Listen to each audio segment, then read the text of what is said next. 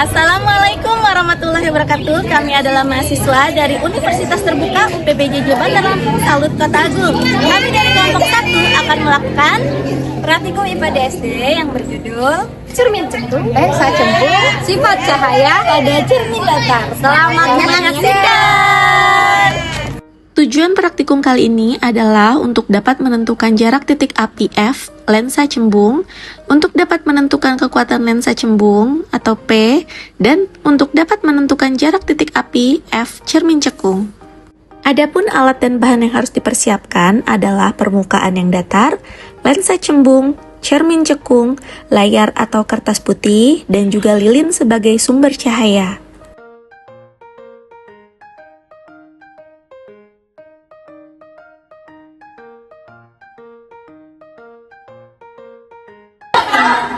Ini nanti terus dilihat bayangan yang terlihat di sini sampai bayangan dia sampai ini nembus di sini ya. Kalau sudah nembus, misalkan nih kayak gini kelihatan di sini, diukur jaraknya. Oh, ini namanya jarak benda antara lensa dengan lilin, jarak benda. Terus habis itu lilin dengan sini jarak bayangan. Bayangannya kelihatan di sini apa di sana? Di sini kelihatan. Kalau sudah ketemu, berarti ditulis di sininya. Di sini berarti lilinnya ketinggian itu ya? Iya, nanti boleh dipotong nggak apa-apa.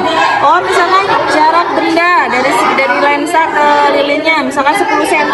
Terus jarak bayangannya 10 cm tulis. Kalau sudah ketemu, kita rubah lagi. Lebih dekat atau lebih jauh? Terserah, lebih dekat. Yang penting sampai bayangannya terbentuk.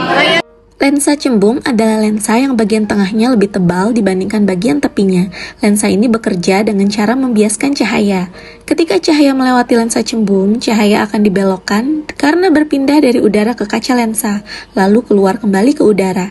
Akibat pembiasan tersebut, sinar-sinar cahaya yang semula sejajar akan berkumpul pada satu titik yang disebut titik fokus.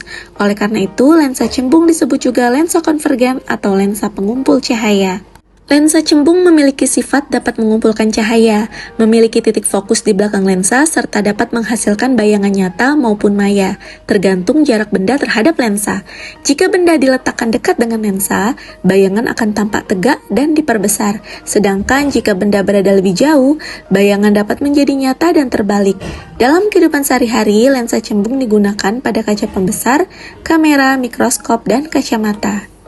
Pada praktikum lensa cembung, bayangan sering lebih sulit ditangkap karena pembentukan bayangan sangat bergantung pada posisi benda, lensa, dan layar yang harus tepat. Sedikit saja posisi berubah, bayangan bisa menjadi kabur atau bahkan tidak terlihat.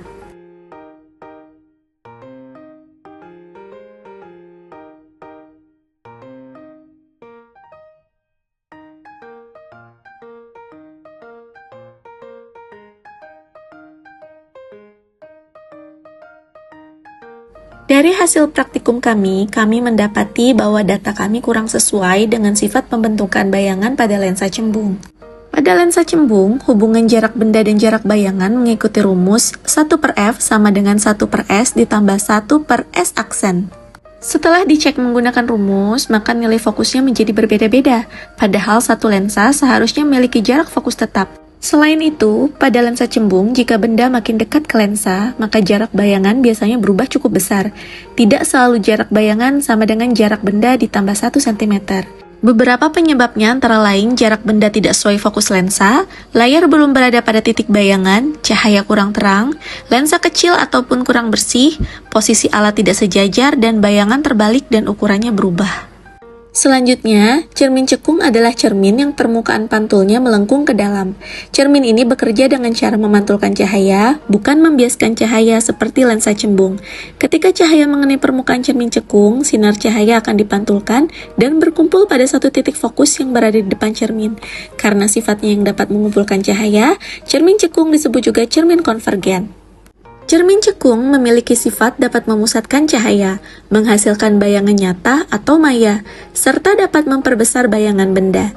Jika benda diletakkan dekat dengan cermin, bayangan akan terlihat tegak dan diperbesar. Sedangkan jika benda berada lebih jauh, bayangan dapat menjadi nyata dan terbalik. Dalam kehidupan sehari-hari, cermin cekung dimanfaatkan pada cermin rias, reflektor lampu mobil, senter, dan teleskop. Pada cermin cekung, bayangan yang dihasilkan memiliki sifat nyata, yaitu bayangan dapat ditangkap layar. Terbalik, yaitu posisi bayangan terbalik terhadap benda, dan ukuran berbeda-beda, misalnya jika benda dekat fokus, maka bayangan diperbesar, dan jika benda makin jauh dari cermin, maka bayangannya mengecil. Untuk menentukan jarak bayangan pada cermin cekung, kita harus mengetahui terlebih dahulu jarak fokus cermin, atau F. Rumus yang digunakan masih 1/F sama dengan 1/S ditambah 1/S aksen dengan keterangan F adalah fokus cermin cekung, S adalah jarak benda, dan S aksen adalah jarak bayangan. Dari tabel hasil pengamatan pada praktikum kami dan kami sandingkan juga dengan hasil perhitungan dari rumus cermin cekung, maka kami mendapatkan data yang valid. Kami mendapatkan semakin jauh benda dari cermin, maka bayangan mendekati titik fokus. Jika benda berada di titik pusat kelengkungan, maka bayangan terbentuk pada jarak yang sama besar. Pada cermin cekung, bayangan nyata dapat ditangkap layar jika benda berada di luar fokus. Hasil pengamatan pada praktikum lensa cembung dan cermin cekung menunjukkan bahwa cahaya dapat dikumpulkan pada satu titik fokus sehingga terbentuk bayangan. Pada lensa cembung, ketika jarak benda diubah, posisi dan sifat bayangan juga berubah. Bayangan nyata dapat ditangkap layar jika benda berada di luar fokus. Sedangkan jika benda berada di dalam fokus, bayangan menjadi maya dan tidak dapat ditangkap layar. Dari data jarak benda dan jarak bayangan tersebut, dapat dihitung jarak titik api ataupun fokus lensa cembung menggunakan rumus lensa. Setelah fokus diperoleh, kekuatan lensa atau P juga dapat ditentukan karena kekuatan lensa bergantung pada besar kecilnya fokus lensa. P sama dengan 1/F, dengan P adalah kekuatan lensa atau dioptri dan F adalah fokus lensa dalam meter. Selanjutnya, pada cermin cekung, hasil pengamatan menunjukkan bahwa cahaya pantul berkumpul pada titik tertentu sehingga menghasilkan bayangan nyata dan terbalik ketika benda berada di luar fokus. Dengan mengukur jarak benda dan jarak bayangan, jarak titik api cermin cekung dapat dihitung menggunakan rumus cermin. Dengan demikian, hasil pengamatan praktikum telah sesuai dengan tujuan percobaan, yaitu menentukan jarak titik api lensa cembung dan menentukan kekuatan lensa cembung, serta menentukan jarak titik api cermin cekung melalui pengamatan pembentukan bayangan. Demikian hasil praktikum kami, semoga bermanfaat dan sampai jumpa.